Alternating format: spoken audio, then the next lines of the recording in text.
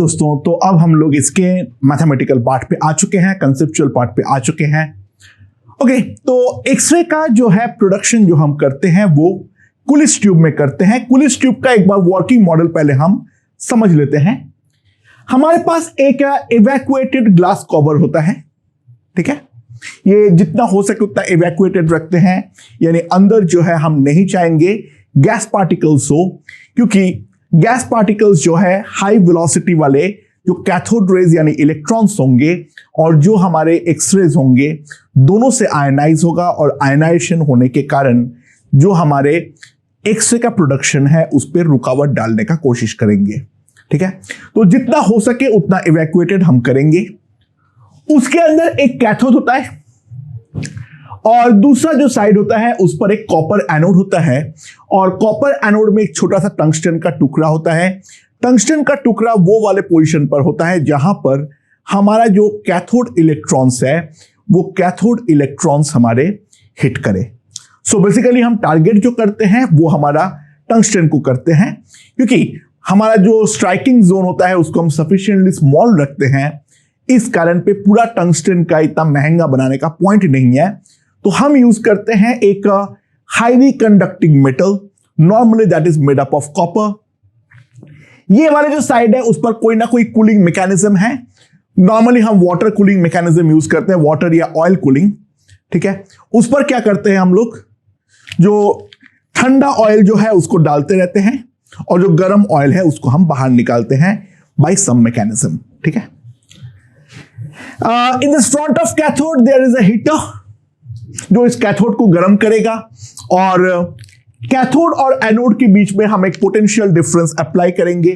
ये potential difference जो है वो एक्सट्रीमली हाई होता है, मान लो ये है V, तो एनोड जो है वो हमारा पॉजिटिवली चार्ज हो जाएगा और कैथोड जो है वो हमारा नेगेटिवली चार्ज होगा।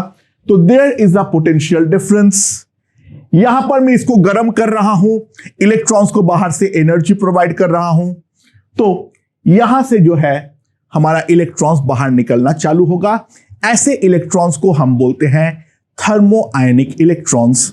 और यहां से निकला हुआ जो हमारा इलेक्ट्रॉन्स है वो due to potential difference anode की तरफ जाएगा, यहां का टंगस्टन को स्ट्राइक करेगा, और टंगस्टन को स्ट्राइक करके वहां से हमारा जो एक्सरेज है वो हमारा प्रोड्यूस करेगा।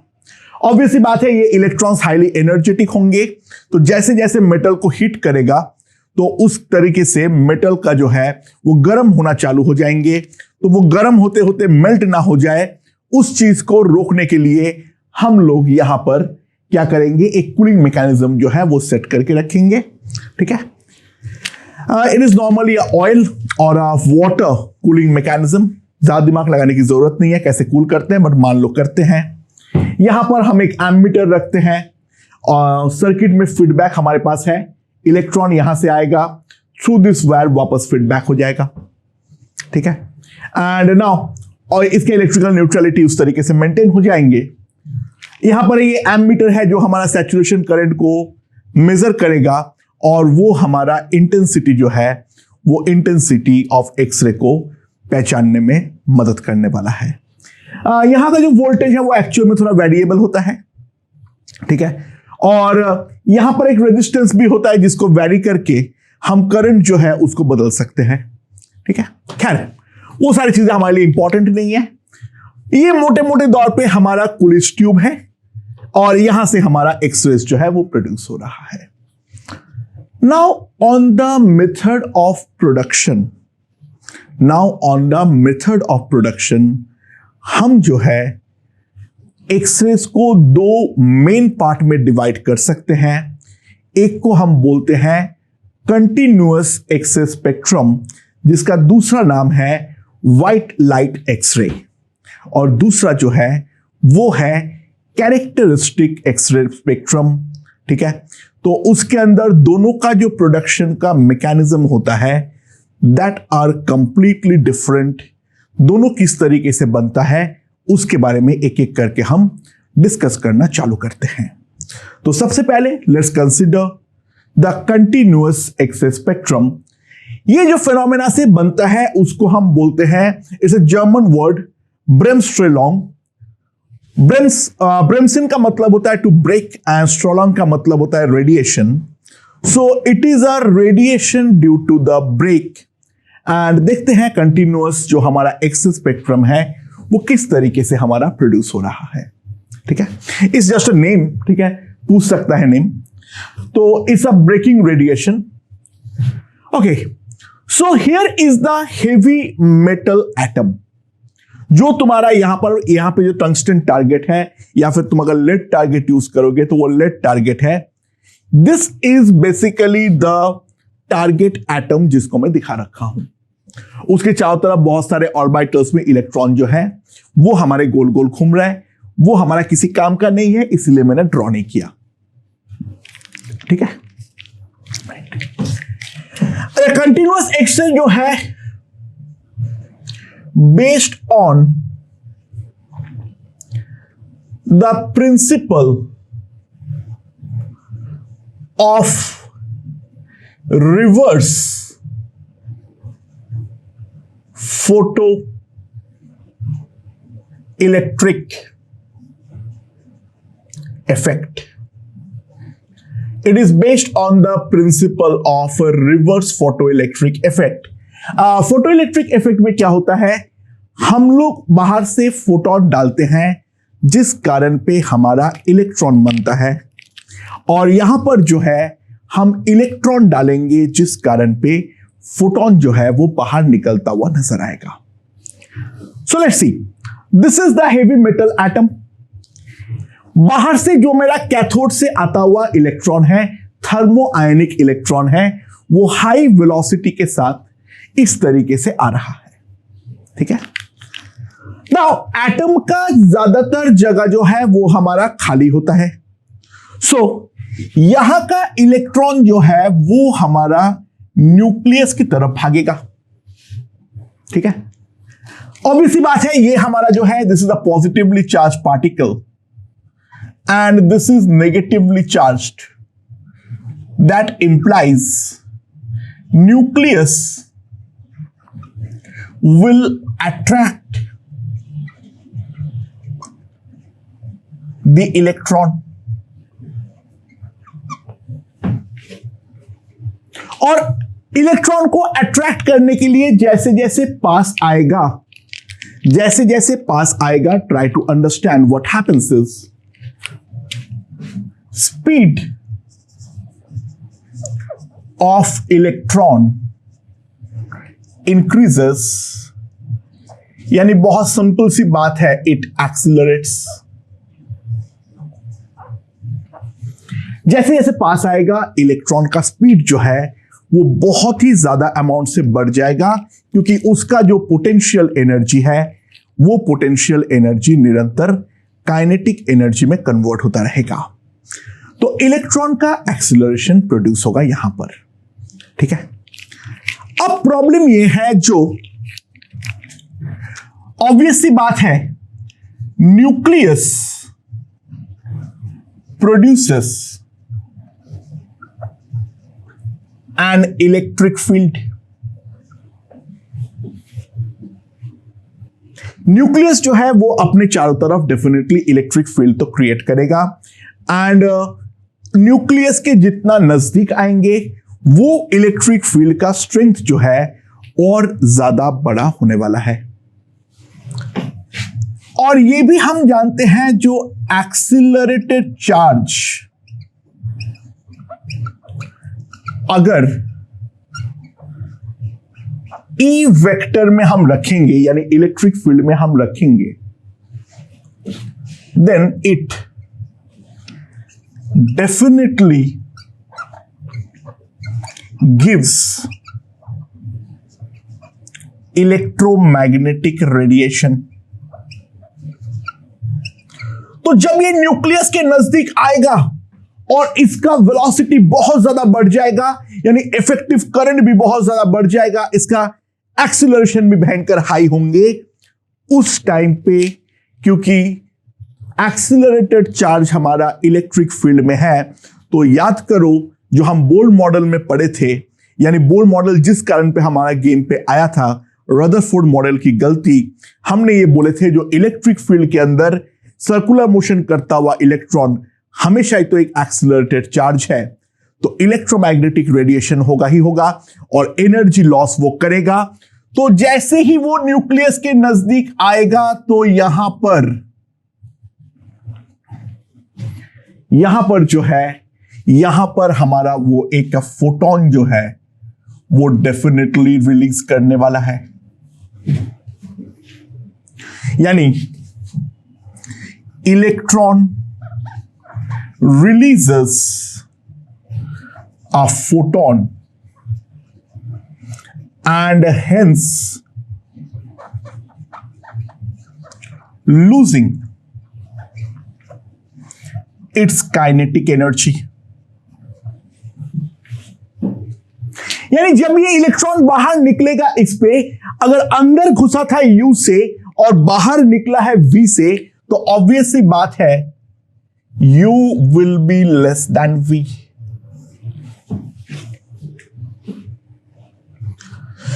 Therefore, electron has emitted photon corresponding to its loss in kinetic energy। Electron has emitted a photon corresponding to the loss in kinetic energy। तो दोस्तों try to understand AC by lambda will be equals to half m u square minus half m v square। ठीक है,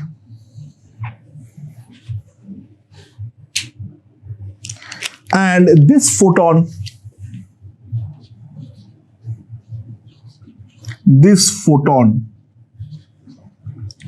corresponds to X-ray।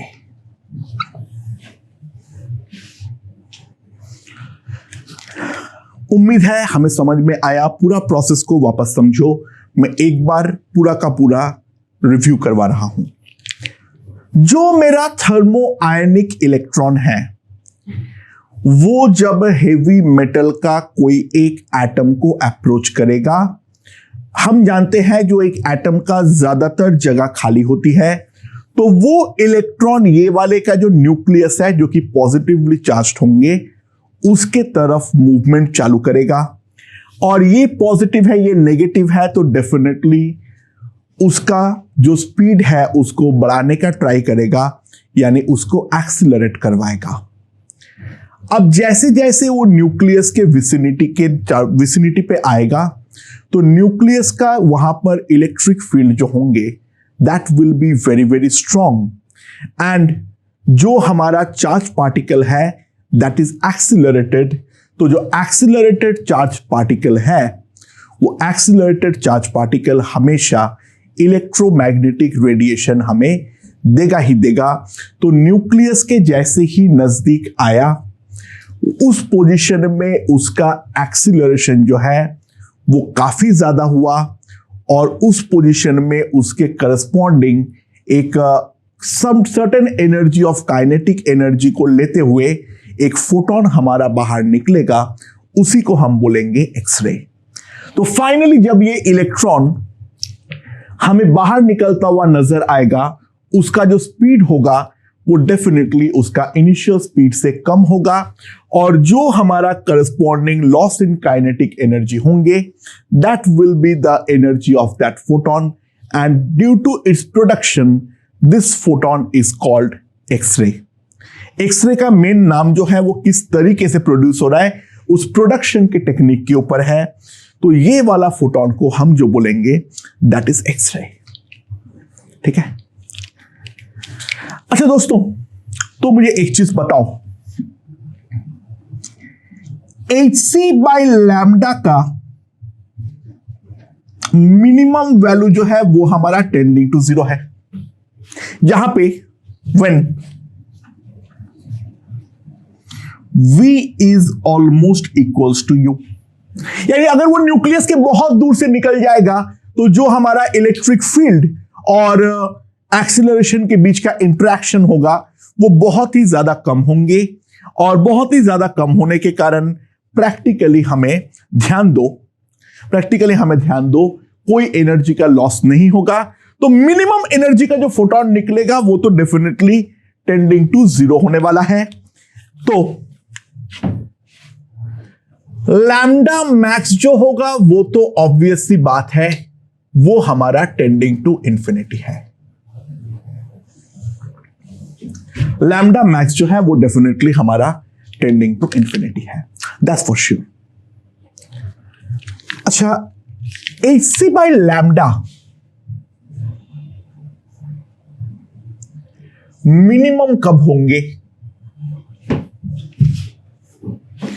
जब ये अपना energy का पूरी की पूरी तरीके से लूज कर दे, यानी Hc by lambda mean will be half m into U square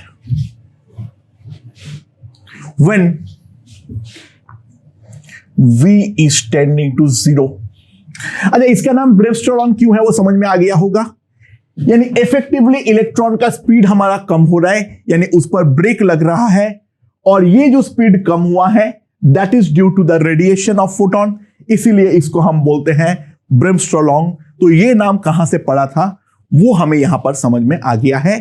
तो जो एट मैक्स ब्रेक लग सकता है वो क्या हो सकता है? जो फाइनल वेलोसिटी उसका 0 हो जाए प्रैक्टिकली, यानी वो अपना एनर्जी का पूरी की पूरी जो है वो लॉस कर दे और वो एक फोटोन बन के हमारा निकल जाए। तो यहां पर जो हमारा EHT है, मान लो यहां का जो पोटेंशियल डिफरेंस है वो हमारा कैपिटल V, तो half mu square is equals to E into V। यहां पे V हमारा क्या है? This is the accelerating potential difference. यहां पे थर्मोआयनिक एमिशन जो होगा वो तो प्रैक्टिकली 0 वेलोसिटी से बाहर निकलेगा, वो वाला फैक्टर को छोड़ दो। बाकी जो एक्सिलरेट हुआ है वो तो हमारा V के कारण ही हुआ है। तो पोटेंशियल एनर्जी का जो लॉस इन्वॉल्व हुआ है वो E इंटू V हुआ है, वही तो हमारा काइनेटिक एनर्जी के फॉर्म में यहां पर दिख रहा है। So half mu square will be equals to E into capital V। हाँ, एक्चुअल में उससे थोड़ा सा ज्यादा हो सकता है अगर यहां पर इलेक्ट्रॉन्स जो है वो एक सर्टेन वेलोसिटी से स्टार्टिंग में ही इजेक्ट हो, बट वो वाला वेलोसिटी इतना कम होता है, दैट इज जो वेलोसिटी गेन करवाने वाले हैं इस कैपिटल V के करस्पॉन्डिंग, उसके सामने प्रैक्टिकली नेग्लिजिबल है। ठीक है, इसीलिए जो हमारा थर्मोआयनिक जो इफेक्ट पे इलेक्ट्रॉन्स बाहर निकल रहा है उसका इनिशियल वेलोसिटी को हम 0 मान लेते हैं। फाइनली जो भी वेलोसिटी एक्वायर किया है that is due to that accelerating potential difference, that is of the order of 10 to the power 4 और 10 to the power 5 volt. That's a very very very very huge value. ठीक है, सो Hc by lambda minimum जो होगा that will be equals to E into capital V. So, sorry.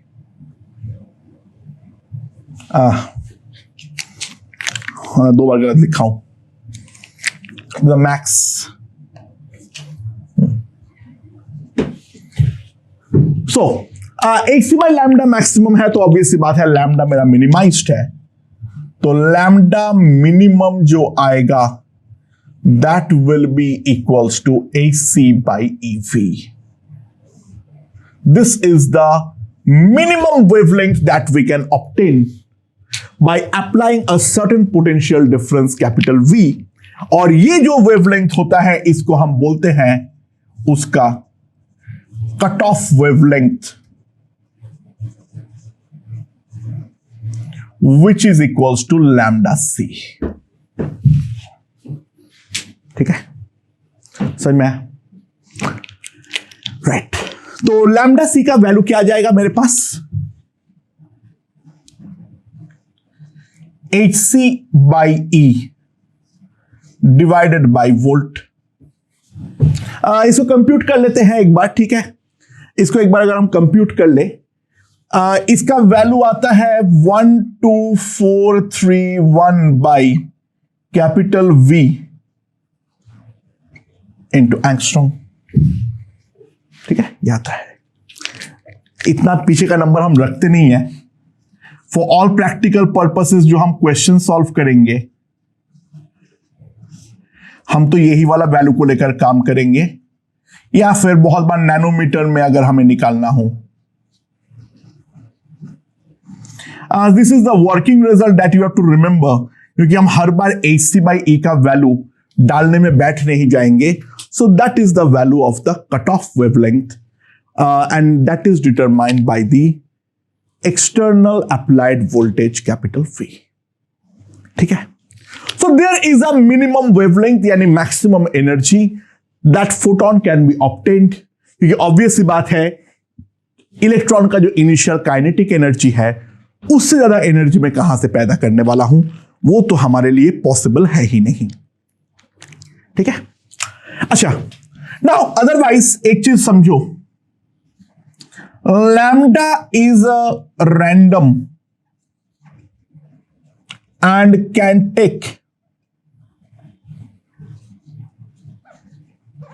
any value between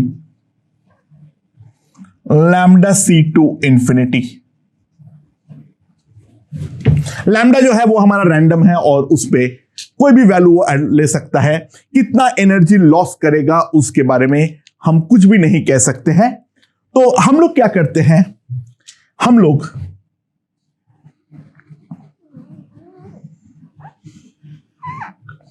यहां पर होता है हमारा intensity for a particular wavelength versus lambda का हम लोग एक ग्राफ जो है वो हम प्लॉट करते हैं एट डिफरेंट वोल्टेजेस। तो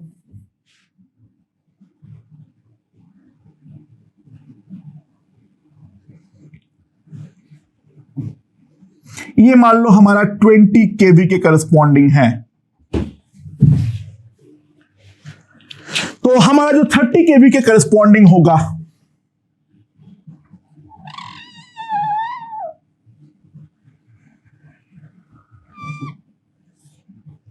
ये हमारा 30 केवी के करस्पॉन्डिंग है, ठीक है। एंड मतलब बीच में कोई एक पर्टिकुलर वैल्यूज में हमें मैक्सिमम मिलता है। बहुत कम वाले और बहुत ज्यादा वाले देख सकते हैं, इंटेंसिटी कम होंगे, यानी प्रोबेबिलिटी जो कि पूरा लूज करे वो भी बहुत कम है और प्रोबेबिलिटी जो कि बिल्कुल भी ना लूज करे वो भी हमारा कम है। बीच में कोई एक पर्टिकुलर वैल्यू पे वो हमारा मैक्सिमाइज होता है, वो वैल्यू हमारा कंप्लीटली एक्सपेरिमेंटल है और उसका एज सच कोई फिजिकल सिग्निफिकेंस जो है वो भी नहीं है। बाकी अदरवाइज तुम देख सकते हो 20 से 30 करूंगा तो डेफिनेट सी बात है जो हमारा कट ऑफ वेवलेंथ है वो हमारा डिक्रीज करने वाला है। एंड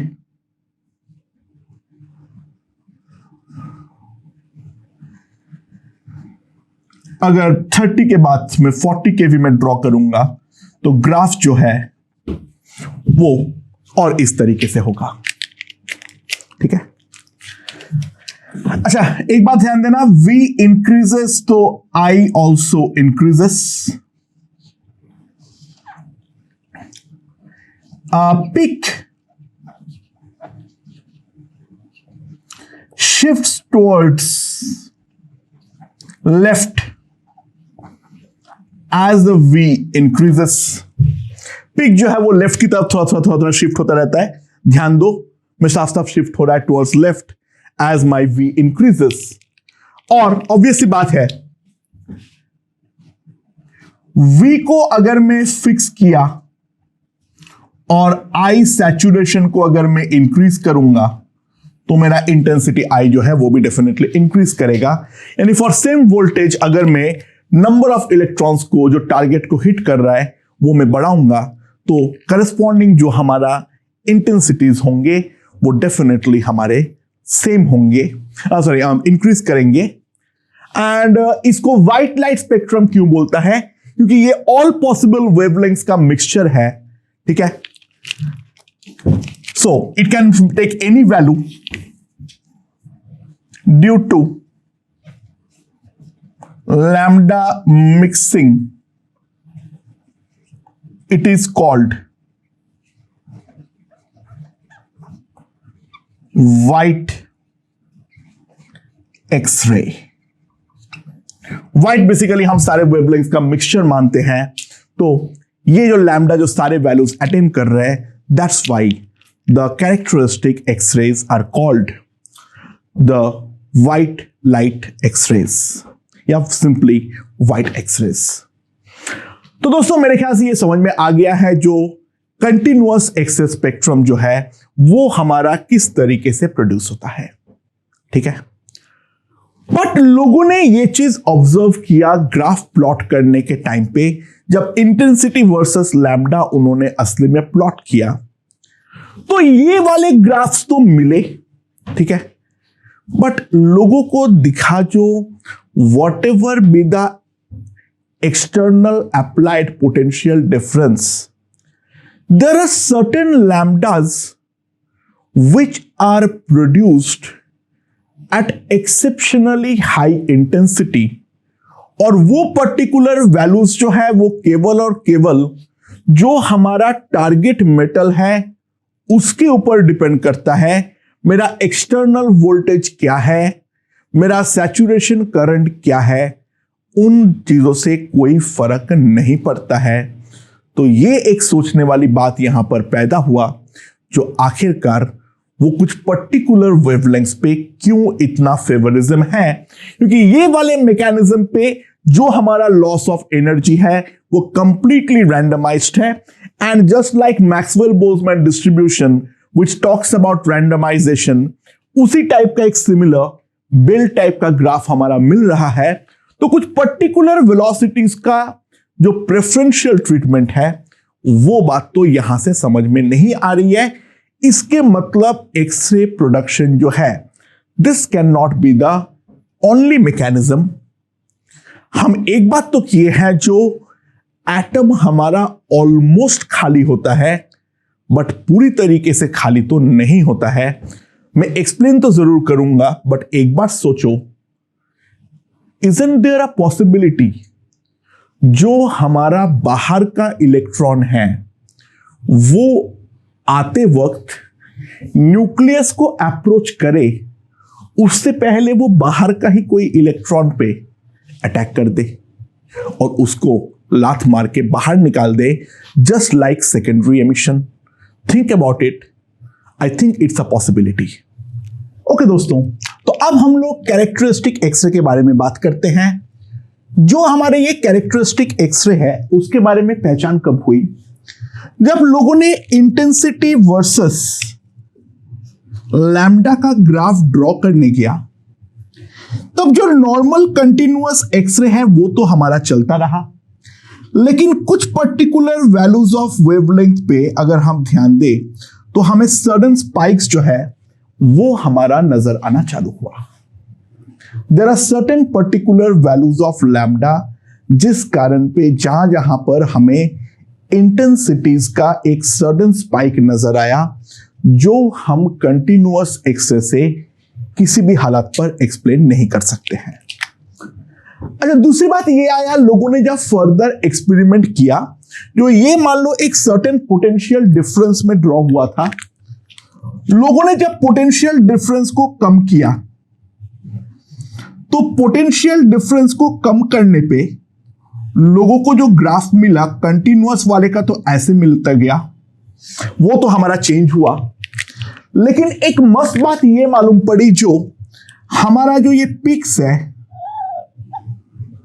ये सारे के सारे पिक्स अपने एज इट इज पोजिशन में बैठा हुआ है, यानी इनका जो वेवलेंथ है, इनका वेवलेंथ हमारा वी चेंज करने पर इंडिपेंडेंट हुआ।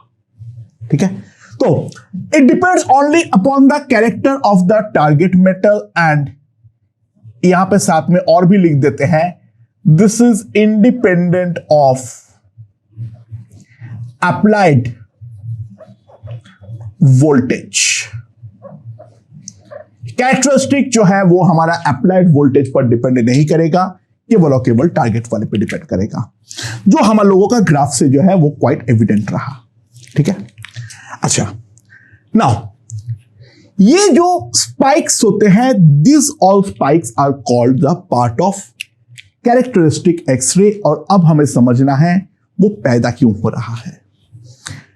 एटम्स जो है वो हमारा ऑलमोस्ट हॉलो होता है, लेकिन पूरी तरीके से हॉलो डेफिनेटली नहीं होता है।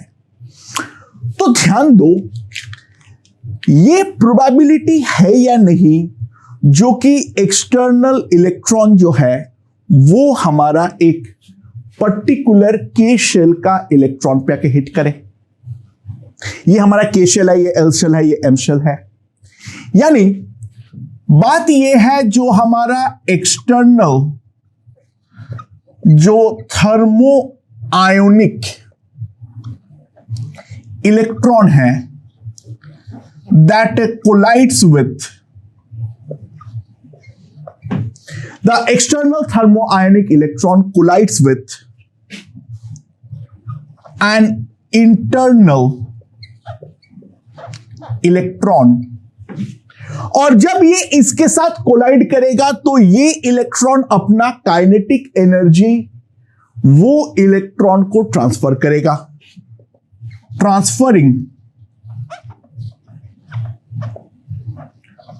part of its kinetic energy। ठीक है, ध्यान दो, अगर हमारा एनर्जी सप्लाइड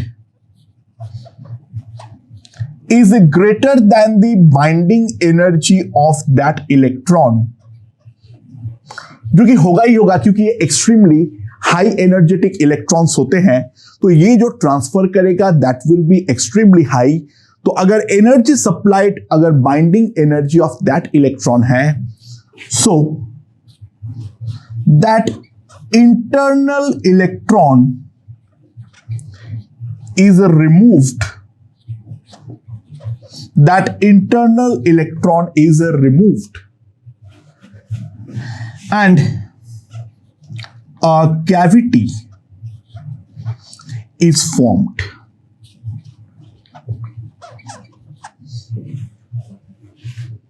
तो कैविटी जो है वो हमारा बन जाएगा।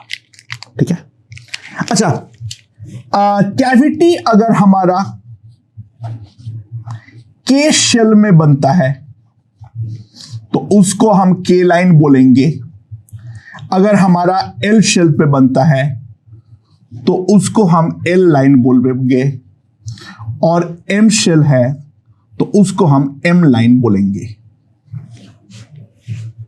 कैविटी अगर हमारा के शेल में कहां पे क्रिएट होगा हम नहीं जानते हैं, के एल एम एन ओ जो जहां तक है उन कहीं पर भी क्रिएट हो सकता है, डिपेंडिंग ऑन दैट हमारा जो डिफरेंट लाइंस क्या होता है उसके बारे में हम आते हैं अभी। अगर के शेल में कैविटी क्रिएट हुआ तो उसको हम के लाइन बोलेंगे, एल पे हुआ तो एल लाइन बोलेंगे, एम है तो एम लाइन बोलेंगे। तो try to understand, suppose cavity is created at के,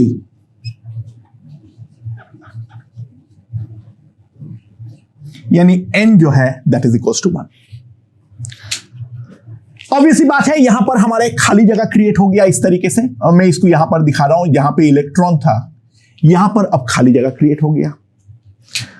अच्छा, ऑब्वियस बात है, अगर मैं एटम के पॉइंट ऑफ व्यू से बात करूं तो एटम के पॉइंट ऑफ व्यू से ऑब्वियस सी बात है, लोअर ऑर्बिटल खाली और अपर ऑर्बिटल भरा हुआ, ये तो हमारा हो ही नहीं सकता है।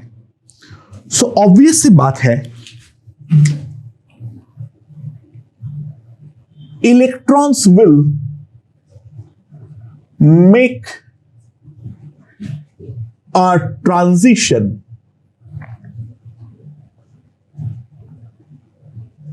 to n equals to 1। जो हमारा n equals to 1 पर कैविटी क्रिएट हुआ वो वाला कैविटी को पूरा करने के लिए ऊपर में n इक्वल्स टू 2 या n इक्वल्स टू 3 या n इक्वल्स टू 4 पे जो इलेक्ट्रॉन है, वो इलेक्ट्रॉन डेफिनेटली जो है हमारा वो वाले जगह को ऑक्युपाई करने के लिए आएगा। तो try to understand, here is the cavity and here is the electron. जब ये ट्रांजिशन करेगा, ये इलेक्ट्रॉन हायर से लोअर लेवल पे ट्रांजिशन करेगा, तो ऑब्वियस सी बात है इसकी एनर्जी कम होगी, यानी ये एनर्जी लूज करेगा। और इन दोनों के बीच में मान लो एनर्जी गैप है delta E. A photon will be emitted. A photon will be emitted. ठीक है, किससे corresponding? Corresponding to delta E. अच्छा, यहां पर बात ध्यान दो यार, ये जो डेल्टा ई है ये ऑब्वियस सी बात है केवल अपना जो टारगेट मेटल है उसके ऊपर डिपेंड करेगा। ऑब्वियस सी बात है ये गैप जो है, ये गैप हमारा हर मेटल्स के केस में अलग अलग होगा। यानी अगर मैं n इक्वल्स टू 2 और n इक्वल्स टू 1 के बारे में बात करूं, मेरा जो टारगेट है वो टंगस्टन है या लेड है, उसके ऊपर ऑब्वियस सी बात है ये एनर्जी गैप हमारा डिपेंड करेगा। जो बाहरी इलेक्ट्रॉन है उसका एनर्जी तो फर्क नहीं पड़ता है। देख भाई, लात पड़ना इंपॉर्टेंट है, कितना जोर से लात पड़ा वो बात इंपॉर्टेंट है ही नहीं। जो हमारा एक्सटर्नल वोल्टेज है वो केवल ये वाला इलेक्ट्रॉन का एनर्जी को डिसाइड करेगा।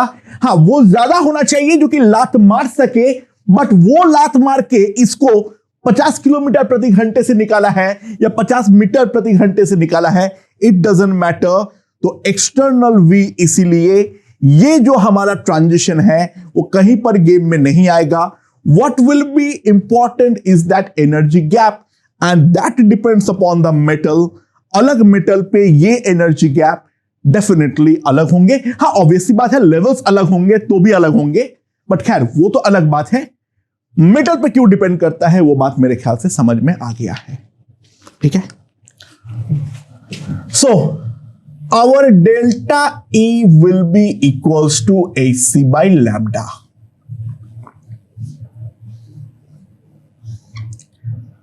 This lambda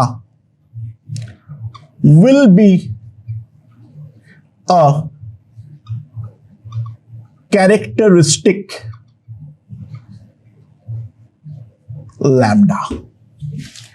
ये वाला जो हमारा लैम्डा होगा वो डेफिनेटली एक कैरेक्टरिस्टिक लैम्डा होगा जो मेटल के कैरेक्टर पर डिपेंड करता है। ठीक है, ओके। नाउ अगर मान लो कैविटी हमारा n पे हो, कैविटी जो है वो हमारा n एनर्जी लेवल पे है, तो electrons can jump from n+1, n+2, n+3 so on and so forth. यानी वो इमीडिएट ऊपर वाले से भी कूद सकता है, ठीक है, उसके बाद वाले से भी कूद सकता है, उसके बाद वाले से भी कूद सकता है, so on and so forth. तो अगर कहीं पर भी n+1 से n का ट्रांजिशन हो रहा हो तो उसको हम बोलते हैं अल्फा लाइन। अगर n+2 से n पे हो रहा हो ट्रांजिशन तो उसको हम बोलेंगे बीटा लाइन। n+3 से n का ट्रांजिशन हो रहा हो तो इसको हम बोलेंगे गामा लाइन। तो उसके अंदर जो इंपॉर्टेंट होता है, ये दोनों जो है वो हमारा मेनली ऑब्जर्व्ड होता है। देखो थियोरेटिकली तो अल्फा, बीटा, गामा, डेल्टा सब कुछ पॉसिबल है, लेकिन प्रैक्टिकल लेवल पे अगर कोई भी एक लेवल पे वॉइड क्रिएट होती है तो ट्रांजिशंस नॉर्मली जो होती है या मैक्सिमम जो होगा वो ऑब्वियस सी बात है इमीडिएट नेक्स्ट वाले लेवल से, और जो हमारा नेक्स्ट प्रोबेबिलिटी बनती है वो है n+2 से, यानी एक लेवल के और एक ऊपर लेवल, वहां से जंप मारना। थर्ड लेवल से जंप मारने का प्रोबेबिलिटी काफी कम रहती है, यानी जो ग्राफ्स होते हैं उनमें वो पिक्स इतना छोटे होते हैं जो कि वो प्रैक्टिकली ऑब्जर्वेबल या आइडेंटिफाइबल रहता भी नहीं है। अगर हाई रिजोल्यूशन पावर वाले, हाई रिजॉल्विंग पावर वाले अगर इंस्ट्रूमेंट यूज करेंगे तो वो हम डिटेक्ट कर पाएंगे, अदरवाइज जो गामा लाइंस है वो हमारे प्रॉपर तरीके से डिटेक्ट नहीं होते हैं। डेल्टा वगैरह के बारे में जितना कम बात करेंगे उतना ज्यादा हमारे लिए अच्छा है। तो दो लाइंस हमारे लिए मेन इंपॉर्टेंट है, that is the alpha line and that is the beta line. So दो टाइप के बात हो गई है। सुनो, कैविटी कहां पे क्रिएट हुआ उसके अकॉर्डिंग KLMN ऐसे लाइंस का नाम देंगे, और दूसरी बात यह है जो हमारा ट्रांजिशन कहां से हो रहा है, इमीडिएट से होगा तो अल्फा, इमीडिएट के एक स्टेप ऊपर से तो बीटा, दो स्टेप ऊपर से तो हमारा gamma, so on and so fourth. तो ऑब्वियस सी बात है, अगर मैं बात करूं कि alpha line that implies 2 to 1 transition, जो हमारा के अल्फा लाइन है वो हमारा 2 to 1 पे ट्रांजिशन दिखाता है, ठीक है। जो हमारा के बीटा लाइन है वो हमारा 3 to 1 ट्रांजिशन है, ठीक है। सिमिलरली जो हमारा L अल्फा लाइन होता है वो होता है 3 to 2 ट्रांजिशन, वो हमारा 3 से 2 पे ट्रांजिशन दिखाएगा, और L बीटा लाइन जो है वो हमें 4 to 2 ट्रांजिशन दिखाएगा। अच्छा, ध्यान देना एक चीज, ऑब्वियस सी बात है, जितना ऊपर से कूदेगा उतना ज्यादा एनर्जी गैप मिलेगा। तो for given KL ... energy of gamma will be always greater than energy of beta, that will be always greater than energy of alpha। तो ऑब्वियस सी बात है, जो हमारा लैम्डा फॉर गामा होगा that will be less than lambda for beta, that will be less than lambda of alpha. यानी ये दोनों जो है, अगर ये एक अल्फा है और एक बीटा है तो ऑब्वियस सी बात है, जो कम वेवलेंथ वाला है वो हमारा बीटा लाइन है, जो ज्यादा वेवलेंथ वाला है वो डेफिनेटली हमारा अल्फा लाइन है, क्योंकि डेफिनेट है बीटा लाइन के करस्पॉन्डिंग एनर्जी तो डेफिनेटली ज्यादा होगी as compare to same series का अल्फा, क्योंकि उसमें तो भाई 2 से 3 वाला एनर्जी गैप भी हमें एडिशनल तो मिल ही रहा है के केस में। अच्छा, lambda for K is definitely less than M, so on and so forth. That's obvious, क्योंकि हम एक चीज तो जानते हैं, मैं मानता हूं भले जो मेरा बोर्ड मॉडल पूरी तरीके से एप्लीकेबल नहीं है दोस्तों, बट ट्राई टू अंडरस्टैंड, जो ज्यादातर गैप होता है वो n=1 से n=2 के बीच में ही होता है। जो ऊपर वाले लेवल्स होते हैं वो तो प्रैक्टिकली एनर्जेटिकली आइडेंटिकल लेवल होते हैं, ठीक है। अच्छा, एक बात ध्यान दो, 1 के अलावा 2 में एक प्रॉब्लम तो है, ठीक है। जो में हम 2 के बारे में बात करेंगे, 2s और 2p दोनों ऑर्बिटल होते हैं, तो वो इलेक्ट्रॉन कहां से नॉक ऑफ हुआ है, तो एक्चुअली जो हमारा अल्फा लाइंस है और जो हमारे बीटा लाइंस है वो एक्चुअली ट्राई टू अंडरस्टैंड दोनों हाइपर फाइन लाइंस के कॉम्बिनेशन से बनेगा। यानी देखो, के में तो प्रॉब्लम नहीं है क्योंकि वो 1s है, के में तो प्रॉब्लम नहीं है क्योंकि वो 1s है। हाँ, ऑब्वियसली कौन सा ऑर्बिटल से कूद रहा है उस बारे में फर्क तो पड़ता है, लेकिन according to the selection principle कुछ ट्रांजिशंस हाईली फेवरेबल होते हैं, ठीक है, इसको सिलेक्शन प्रिंसिपल बोलते हैं, राइट। तो के जो हमारा लाइंस है उसका फर्दर रिजॉल्विंग करना पॉसिबल नहीं है, लेकिन एल पे तो प्रॉब्लम आएगी, क्योंकि जो इलेक्ट्रॉन नॉक ऑफ हुआ है वो 2s से हुआ है या 2p से हुआ है, यानी जब वो ऑक्युपाई करने आएगा 2s और 2p का एनर्जी आइडेंटिकल नहीं होता है। तो एक्चुअल में जो हम L alpha line L beta line बोलेंगे वो एक्चुअली सिंगल लाइन नहीं है, we are talking more about average. Actual में अगर उसको हम हाई रेजोल्यूशन पे डालें तो वहां पे हमें 2 हाइपर फाइन लाइन जो है वो डेफिनेटली हमें मिलने वाली है, उस बात को हम समझने का ट्राई करें। खैर मेरे ख्याल से ये वाला चीज समझ में आ गया है। Lambda for K will be much lesser than L, will be much lesser than M. M जो होता है वो तो बहुत ही ऑब्वियस सी बात है, ये हमारा के है, ये समझ में आ गया होगा, क्योंकि ज्यादातर एनर्जी गैप 1 और 2 के बीच में ही होता है, ठीक है। 1 का एनर्जी बाकी सबके एनर्जी से ड्रास्टिकली कम होता है। So this will be the K line and this will be the L line जो मैंने ड्रॉ किया हूं, मेरे ख्याल से वो समझ में आ चुका है। सो दोस्तों ध्यान दो, जो मैं ड्रॉ किया हूं उसके अकॉर्डिंग दिस इज द के बीटा, दिस इज द के अल्फा, यानी ये तो डेफिनेटली के है ही है, ये बात तो फिक्स है। और वेवलेंथ कम जो है वो डेफिनेटली बीटा लाइन का है, और जो वेवलेंथ ज्यादा है वो डेफिनेटली अल्फा लाइन का है। सिमिलरली ये हमारा है एल बीटा, और ये जो है ये हमारा है एल अल्फा, ये है हमारा एल बीटा, और ये जो है वो हमारा है एल अल्फा। सिमिलरली एम पे जाएंगे तो यहां पर होगा, ठीक है। तुम बोलोगे सर अब एम को इज्जत क्यों नहीं दे रहे हो?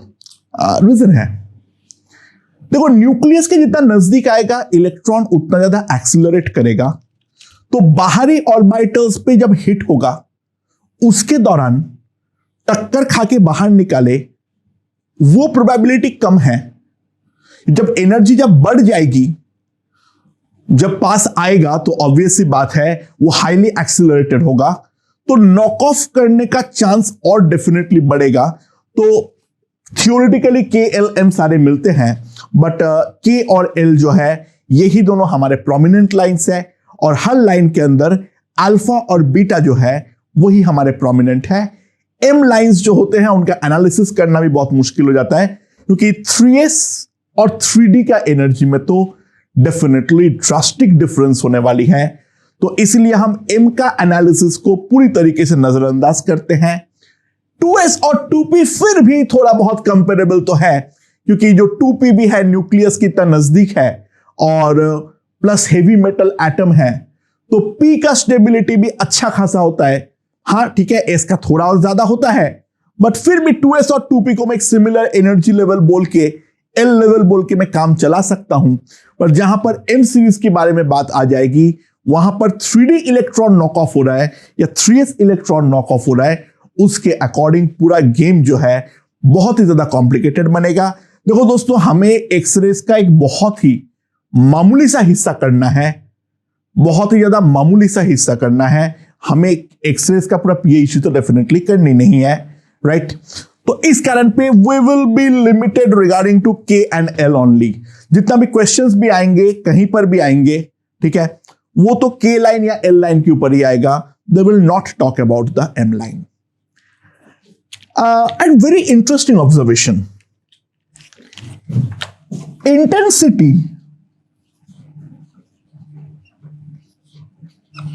अगर हम ध्यान दें, K will be always greater than M will be always greater than M।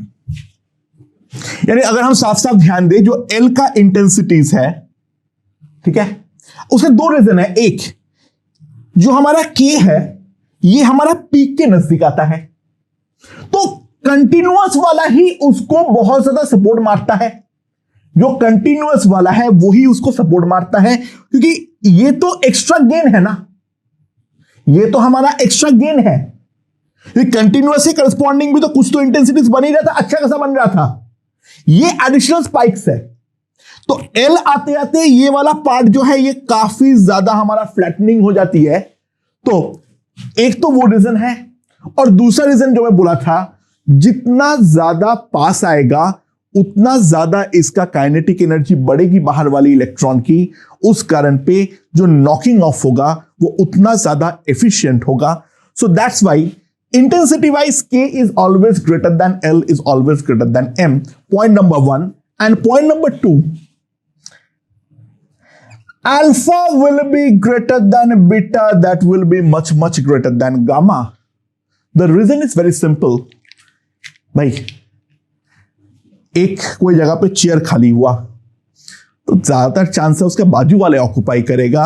अब यह 10 चेयर दूर में से जो बंदा है उसको तो खाली जगह दिखेगी भी नहीं। हर इलेक्ट्रॉन शील्डिंग भी करता है। तो ऑब्वियस सी बात यह है, जो कोई भी एक घर पे अगर खाली होता है तो इमीडिएट नेबरहुड से एक इलेक्ट्रॉन जंप मारे, that occurs with a much higher probability as compare to जो सेकेंड घर से जंप मारे। एंड थर्ड घर से जंप को हम प्रैक्टिकली नजरअंदाज कर दे तो हमारे केस में कोई ज्यादा गड़बड़ी का सामना तो हमें नहीं करना पड़ेगा, वो एक्चुअल में ना के बराबर होता है। तो जो इंटेंसिटी होंगे फॉर सेम सीरीज, तो डिफरेंट सीरीज के लिए चाहे अल्फा बीटा डजंट मैटर, के का इंटेंसिटी हमेशा ज्यादा होगा as compare to L, that will be greater than M, so on and so forth. And for a given series alpha will be greater than beta and that will be much greater than gamma. तो characteristic x ray का जो basic understanding है वो मैं यहां पर दे दिया हूं। अब हम लोग यहां पर इसको मैथमेटिकल फॉर्म में रिप्रेजेंट करने वाले हैं। ओके दोस्तों, सो हम कैरेक्टरिस्टिक एक्सरे को मैथमेटिकली रिप्रेजेंट करेंगे। तो पहली बार एक्सपेरिमेंटली मोज़लर ने इनका एक कैरेक्टरिस्टिक वेवलेंथ और जो हमारा टारगेट मेटल है उसका एटॉमिक नंबर के बीच में एक रिलेशन बनाया। अच्छा, अमेजिंगली यहाँ पे ये एटॉमिक नंबर पे डिपेंड करेगा, मास नंबर पे नहीं। द रीजन बीइंग ये पूरा गेम जो है वो हमारा जो इलेक्ट्रॉन के एनर्जी लेवल्स है उस पर डिपेंड करेगा, और नंबर ऑफ न्यूट्रॉन्स का उस पर कोई भी प्रकार का हाथ नहीं है, वो केवल और केवल नंबर ऑफ प्रोटॉन्स पे डिपेंड करता है। सो अगर टारगेट जो हमारा मेटल है उसका एटॉमिक नंबर अगर Z है और हमें कोई कैरेक्टरिस्टिक फ्रीक्वेंसी मिल रहा है म्यू, तो मोज़लर्स लॉ कहता है जो root nu is equals to A into Z minus B।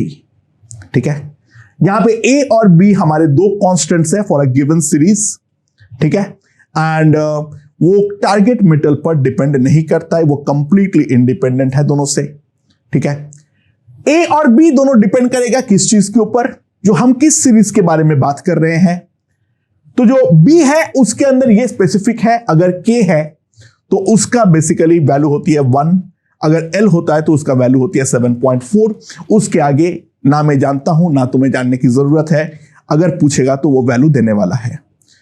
K और L के लिए ये वैल्यूज जो है वो याद रखो। K के लिए हम लेते हैं 1 और L के लिए हम लेते हैं 7.4। ठीक है, अच्छा बेसिकली B क्या होता है ये हम लोगों ने एटॉमिक स्ट्रक्चर में पढ़े थे 11th पे, जो बेसिकली जो हमारा अट्रैक्शन फोर्स है वो डिपेंड करता है on the effective nuclear charge, not the nuclear charge. तो B जो है that is basically our Slater's constant और शील्डिंग कांस्टेंट। तो अगर K इक्वल्स टू 1 है तो 1s पे एक ही इलेक्ट्रॉन हमारे होंगे, वही केवल और केवल शील्ड करेगा, बाहर वाले इलेक्ट्रॉन्स तो कोई इफेक्ट है नहीं। तो इस कारण पे हम B का वैल्यू 1 लेते हैं। 2 के लिए हमें कंप्यूट करना पड़ेगा एग्जैक्टली कितना आएगा। ठीक है, एंड ऑब्वियसली बात है भारी है तो 2 कंप्लीटली फिल्ड अप है तो हमें एग्जैक्टली कैलकुलेट करना पड़ेगा। शील्डिंग कांस्टेंट मान लो वो जो आता है that is equals to 7.4 approximately. ठीक है, तो B जो है वो बेसिकली हमारा स्लैटर्स कांस्टेंट है। What is the derivation? अच्छा, ऑब्वियस सी बात है जो हमारा एनर्जी लेवल आती है E, that will be equals to -13.6 by n square into Z effective का होल स्क्वायर ईवी।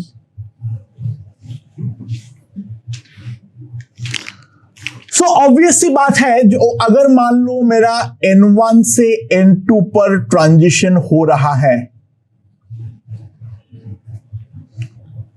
तो मेरा जो डेल्टा E आएगा that will be equals to 13.6 1 by N2 square minus 1 by N1 square into Z effective, मतलब Z minus Slater's constant. B is basically our sigma, that's Slater's constant वाला sigma, याद रखो।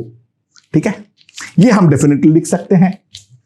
और ये जो है E that is nothing but HC by lambda, और इसको हम सिंपली लिख दो H न्यू 13.6 इंटू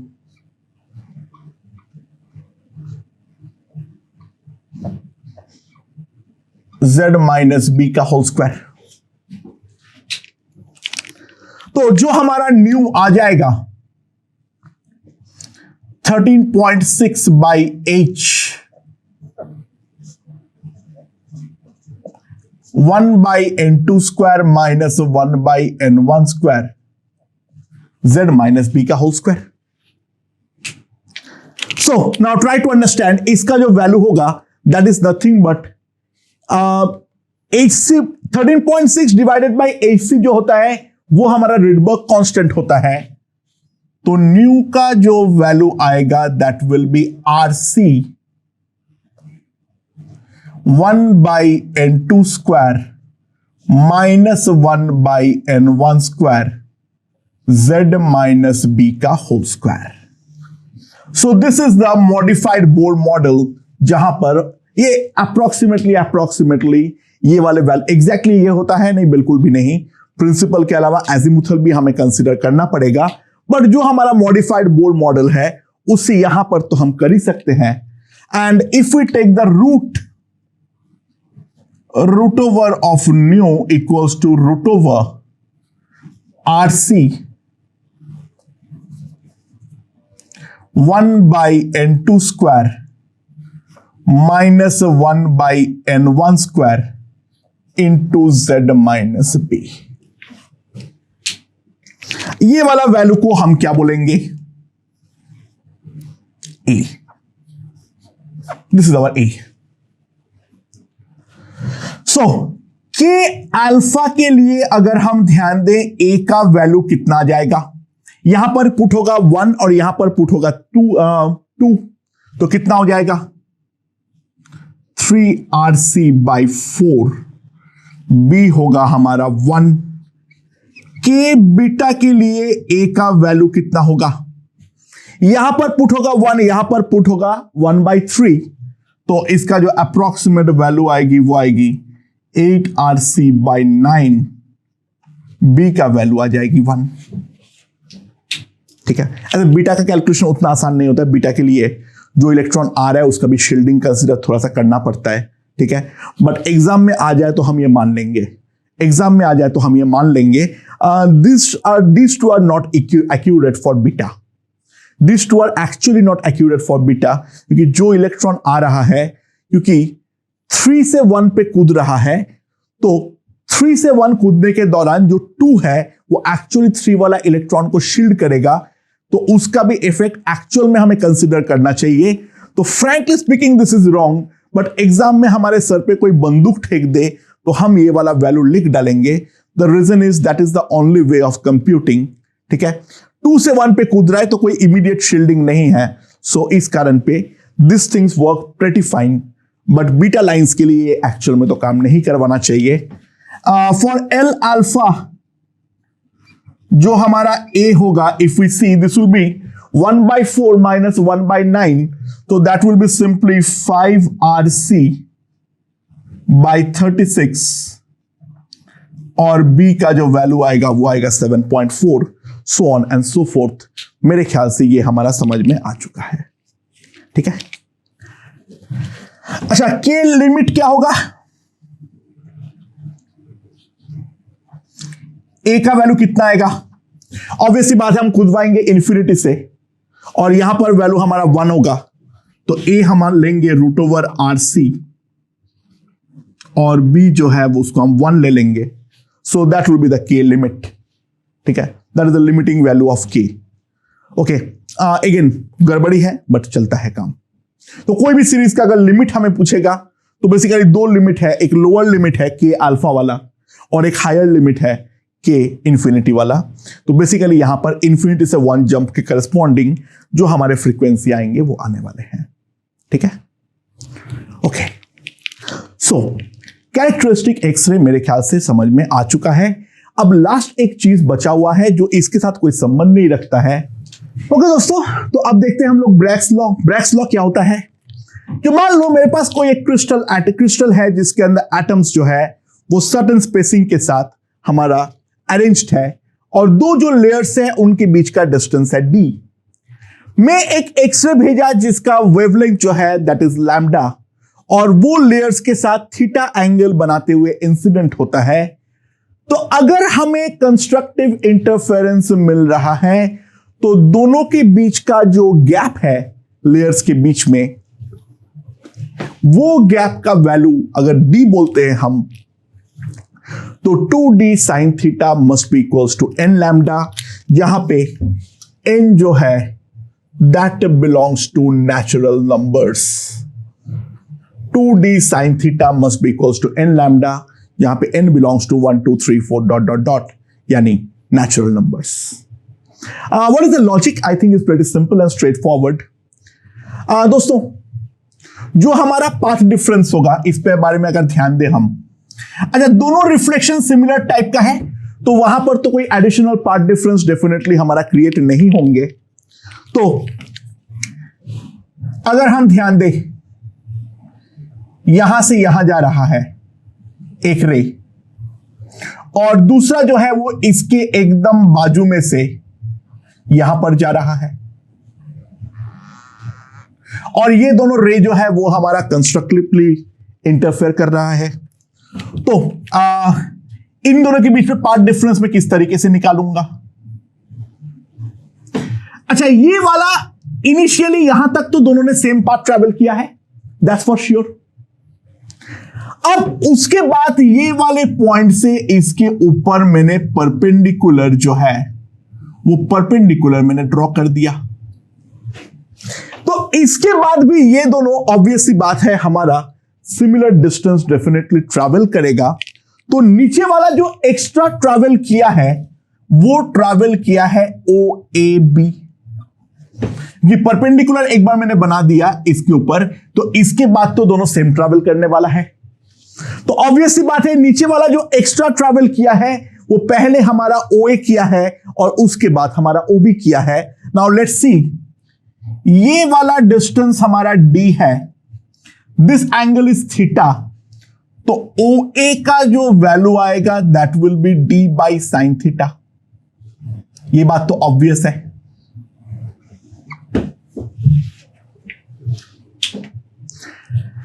एंड यहां पर वापस ये हमारा 90 डिग्री है, ये वाला है 90 माइनस थीटा, ये वाला 90 है, यहां पर हमारा जो बन रहा है वो है 90 माइनस थीटा. तो ये जो पूरा एंगल है if we see this is equals to 180 degree minus 2 theta. ये डेफिनेटली हमारा एंगल बनेगा. Now this is 90, so this is the hypotenuse. तो जो हमारा AB आएगा that will be simply OA cos of 180 degree minus 2 theta. Right, मेरे ख्याल से ये चीज समझ में आ गई है. This is nothing but cos of 180 degree minus 2 theta. ये हमारा AB का लेंथ आने वाला है. सो जो हमारा OA प्लस AB आएगा that will be equals to OA into 1 plus cos of 180 minus 2 theta, that will be D sine theta 1 minus cos 2 theta, D by sine theta 1 minus cos 2 theta. तो हमारे पास जो आ जाएगा that will be D sine theta into 2 sine square theta, that will be equals to 2d sine theta. तो extra path जो है वो ये वाला रे हमारा जो कवर करता है that is nothing but 2d sine theta. तो कंस्ट्रक्टिव इंटरफेरेंस के लिए जो हमारा 2d साइन थीटा होना चाहिए that must be equals to n lambda. So that is the proof of Bragg's law. And कौन सा पर्टिकुलर ये एंगल को जो है वो लगातार वेराई करवाया जाता है जो पर्टिकुलर थीटा पे हमें कंस्ट्रक्टिव इंटरफेरेंस मिला। यहां पर मैं बहुत ज्यादा दूर दूर ड्रॉ कर रखा हूं, ऑब्वियसली बात है वो इतना ज्यादा दूर तो हमारा होता नहीं है, ठीक है। तो ये दोनों हमारे आंख में अगर कंस्ट्रक्टिव इंटरफेरेंस दिखा रहा है तो सिंपल सी बात है जो थीटा का वैल्यू है वो हमारे पास आ गया है, लैम्डा हमें मालूम है, ठीक है। एंड वहां से हम लोग दो प्लेन्स के बीच का जो डिस्टेंस है वो हम डेफिनेटली निकाल सकते हैं। Okay, with this the theory part of x ray is completely over. अब क्वेश्चंस हम कुछ डिस्कस करने वाले हैं, लेट्स सी कैसा क्वेश्चंस बन सकता है। ओके